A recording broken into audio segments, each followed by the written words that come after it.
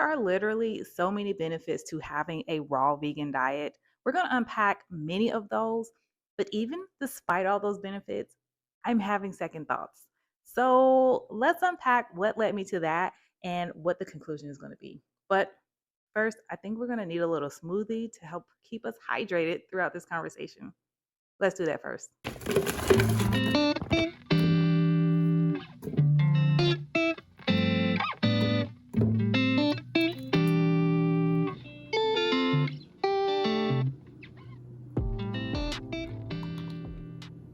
I really thought this was going to be like yellow because of the pineapples, but joke's on me. Got you good.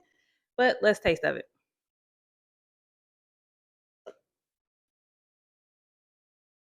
That's good. That's refreshing.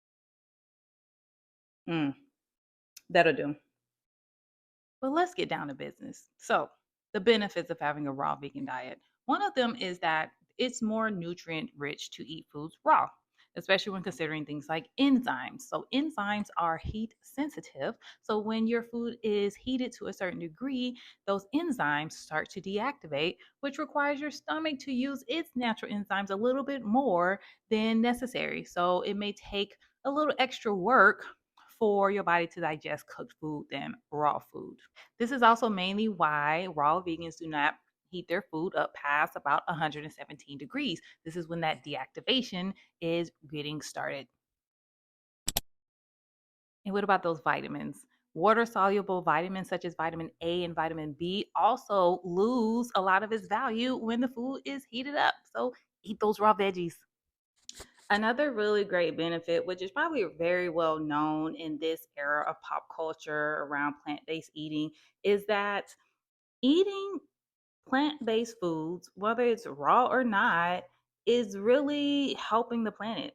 You're essentially reducing your carbon footprint by eating foods that don't need to be processed, or you're not having to feed your foods food, right? So, eating a plant based diet can reduce your carbon footprint and help contribute towards saving our dying earth.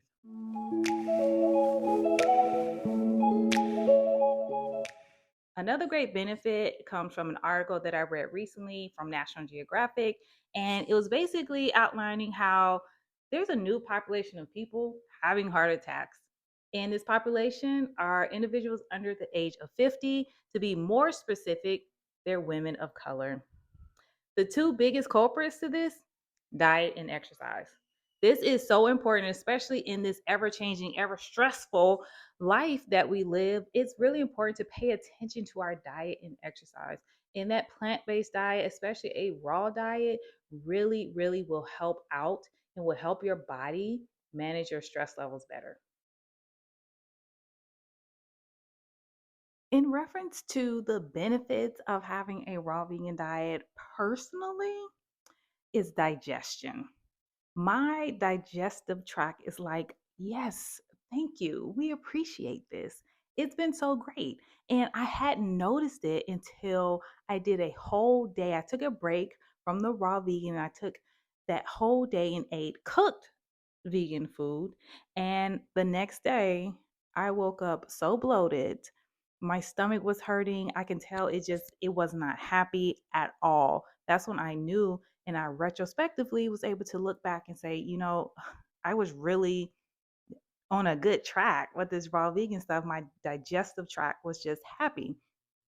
Now, this is coming from someone who religiously was taking probiotics just to ease that digestive tract. And it's really not even needed when I'm on a raw vegan diet. So that's one of the things I really appreciated. Probably ties into that enzyme thing, that since we're not heating the food to a certain degree, those enzymes in the foods are still there and aiding in our digestion. We had to sit down for this one because this one is also one of my favorite benefits of having a raw vegan diet, and that is my body is not craving sweets. And this is from someone that's always considered themselves to have a sweet tooth. Chocolate, dark chocolate is like my favorite, but I have zero desire. There can be a tray of cookies on the countertop, even vegan cookies, which my son makes really great vegan cookies. And I'm like, I'm good. That's amazing. That's Mind blown.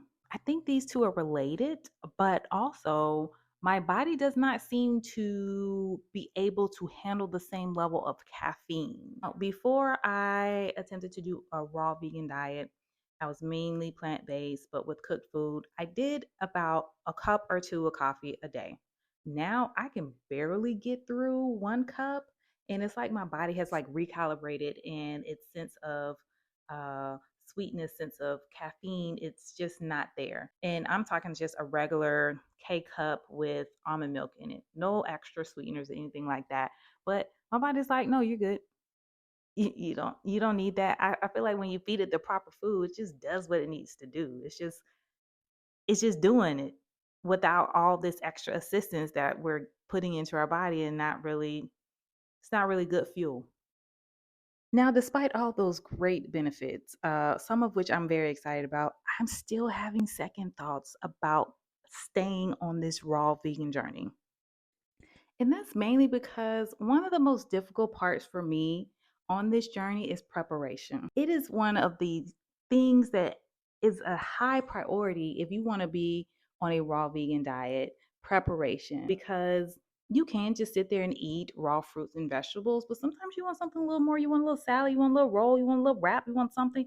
It takes me forever to make a salad, all the chopping and all the different ingredients, especially if you want to create something that's going to have enough calories, enough fat, and enough substance, enough carbs to power you through to the next meal or snack. It takes preparation. And at this point in life, I don't have a lot of that time. Also, for clarity's sake, to categorize yourself as a raw vegan, you are eating 70% or more of your diet as a raw vegan. So, with heavy heart, I feel like I need to dial it back to like 50% and just do what I can, because breakfasts tend to be a little easy. I usually just do overnight oats or a smoothie.